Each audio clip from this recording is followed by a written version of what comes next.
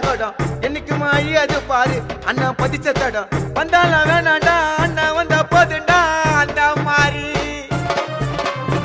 துணிச்சல் தூரம் இல்ல எதிரின்னு யாரும் இல்ல மகுடம் சூடாத மண்ணண்டா ஊருக்குள்ள